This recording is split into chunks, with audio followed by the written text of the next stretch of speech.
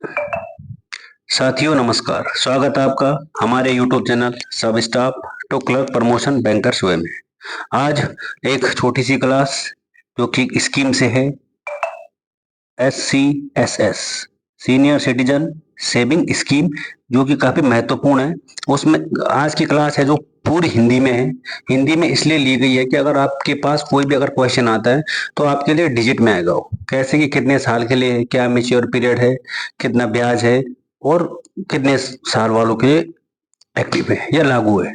तो इसलिए इसको हिंदी में लाया गया ताकि आप भी पढ़ सको उसको, क्योंकि अंग्रेजी का इसमें कोई वही नहीं किया आप लोगों के लिए कि ताकि आप लोग आराम से इसको देख सको। तो शुरू करता हूँ आज का सीनियर सिटीजन सेविंग स्कीम बिना किसी देरी किए हुए, क्योंकि टाइम तो किस लिए लगाना है ये तो आपको पता है कि सीनियर सिटीजन के लिए है, ठीक है। और अगर आप इसको डीपली देखोगे या खुद पढ़ोगे इसको, ये आपको मैं बताऊं, उसमें तो खाली आपको ये वाला डाटा बताने वाला था कि ब्याज दर कितनी है और क्वार्टरली कितनी, फाइनेंशियल ईयर कितनी है 2023-24 के, लेकिन चलो मैं ऊपर वाला भी आपको बता देता हूँ, ठीक है। कि वरिष्ठ नागरिक बचत योजना एक सरकार समर्पित बचत योजना, ये तो आपको पता है कि रुपए बचाने के लिए जो भी योजना बनाई जाती है वो सरकार द्वारा बनाई जाती है कि हाँ लोग अपना जीवन यापन अच्छे तरीके से कर सके। जो 60 वर्ष से अधिक आयु के भारतीय निवासियों के लिए बनाई गई, जो भी है 60 साल के जो ऊपर लोग हैं उनके लिए बनाई गई सीनियर सिटीजन। खाता खोलने की जो तारीख थी वो 5 साल के बाद जमा राशि मेच्योर होती है इसमें। अगर आपने खाता खोल दिया है तो 5 साल के बाद इसमें जो राशि होती है ना वो तब मेच्योर होती है, लेकिन ये अवधि एक ही बार में 3 साल के लिए बढ़ाई जा सकती है। अगर आपने 5 साल इसकी मेच्योर पीरियड है तो आप इसको 3 साल के लिए बढ़ा के ना फिर 8 साल की हो जाएगी। है 5 साल की, लेकिन आप साल भी बढ़ा सकते हैं, ठीक है। अगर इसका जो मैं इसका एम क्या है, इसका उद्देश्य क्या है कि रिटायरमेंट के बाद वरिष्ठ नागरिकों को एक रेगुलर इनकम प्रदान करना, जैसे पेंशन मिलती है ना, अब उसका नाम ही पेंशन स्कीम है। तो इसलिए कि जो लोग बुजुर्ग हो जाते हैं उनको कंटिन्यू पेंशन मिलना, लेकिन पहले आपको रुपए कटवाने पड़ेंगे उसमें, ये तो आपको पता ही है ना। तो कि वरिष्ठ नागरिक को एक रेगुलर इनकम प्रदान करना, जो जैसे आपको एनपीएस मिलता होगा तो ऐसे उनको भी पेंशन मिले। और ये आपको बैंक, डाकघर और जो भारत सरकार द्वारा समर्पित ये गारंटेड एक योजना है, और ये आपको पोस्ट ऑफिस में मिल जाएगी और बैंकों में भी मिल जाएगी, ठीक है। नेक्स्ट अब मैं अगला बताता हूँ आपको कि अगला क्या है। अगला मैं अगर इसकी ब्याज दर की बात करूं तो इसका जो ब्याज दर है वो है आपका 8.2%। ये कम ज्यादा होता रहता है, बैंक टू बैंक आपका कितना दे रहा है, वैसे भारत सरकार की है सब जगह इक्वल होगा, लेकिन 1% बता रहा हूँ मैं आपको। आप बोलोगे सर हमारे उसमें तो 7.5% है, कोई बोलेगा सर 9.2% है, तो आपको पहले बता दो बैंक टू बैंक वेरी भी कर सकता है, ऐसी कोई दिक्कत वाली बात नहीं होगी इसमें, ठीक है। ये योजना 2023-24 प्रतिवर्ष क्वार्टरली है, Q4 है, इसकी 5 साल है अवधि, लेकिन 3 साल मैंने आपको बता दिया बढ़ाने पे।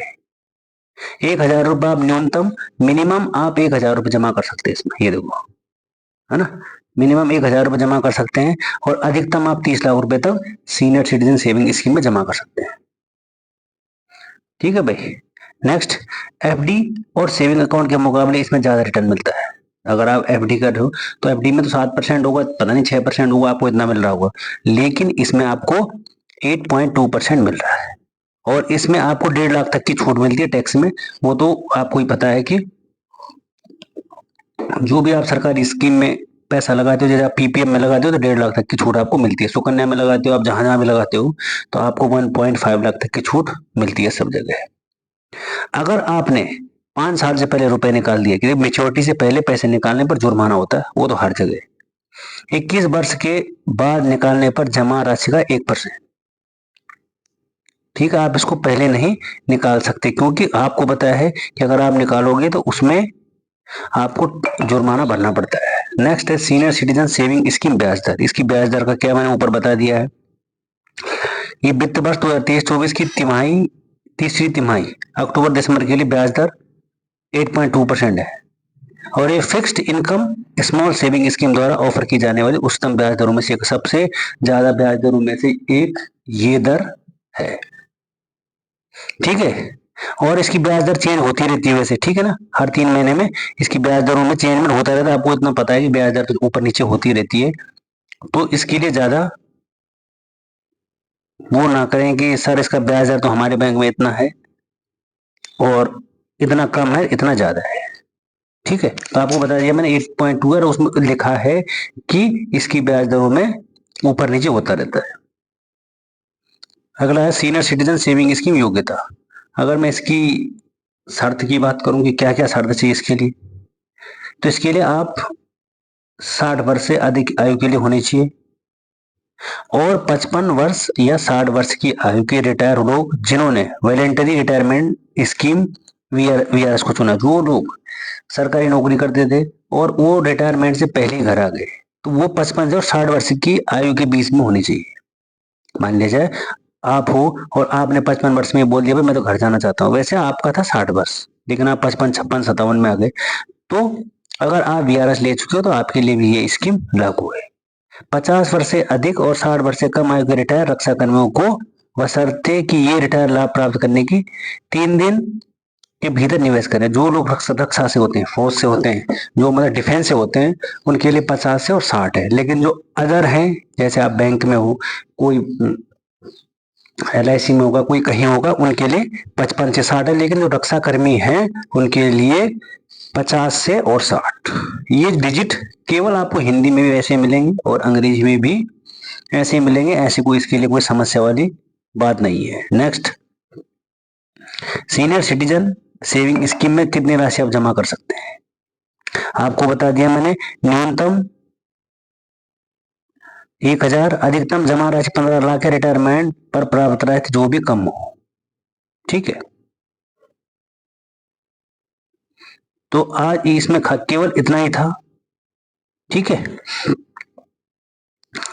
सीनियर सिटीजन सेविंग स्कीम में आपको कुछ ज्यादा नहीं मिलेगा, और भी रामायण थी इसमें, लेकिन मैंने आपको केवल इतना ही बताया ताकि आप इसका जो डिजिट है, इसका जो टाइम पीरियड है, वो देख सको। तो आज की क्लास बहुत छोटी रही, इसके लिए आपको थोड़ा वो नहीं होना है कि सर आज तो ये क्लास इतनी छोटी आ गई, ये तो 10 मिनट की भी नहीं हुई। तो ऐसा मेरा कोई नहीं कि मैं आप लोगों के लिए टाइम बढ़ाऊं कि मेरे को भाई 10 मिनट दो, 20 मिनट दो, नहीं। जितना कंटेंट है आपको उतना ही बताया जाएगा और उतना ही दिया जाएगा। ऐसे नहीं कि मैं अपनी रामायण बताऊं आपको, लेकिन आप अपनी प्रैक्टिस करते रहें और लगातार जो भी आपको MCQ करवाए जाते हैं उनको आप करते रहिए, क्योंकि अब पेपर जनवरी फरवरी तक सबके पूरे बैंकों के पेपर होने वाले हैं। तो इसलिए आप बिल्कुल भी ढिलाई न बरतें, सोचें कि यार इसी बार हो जाए। और उससे पहले कि थ्योरी और प्रैक्टिकल को आप अपने ब्रांच में लगातार प्रैक्टिस करते रहें। अगर आप जितनी लगातार प्रैक्टिस करोगे उतना ही आपको वहां समस्या नहीं आएगी। ठीक है, थोड़ा कीबोर्ड पे हाथ मारते रहना, बाकी तो सब ठीक है। और फिर मिलते हैं एक और नई वीडियो के साथ, तब तक के लिए थैंक यू, धन्यवाद।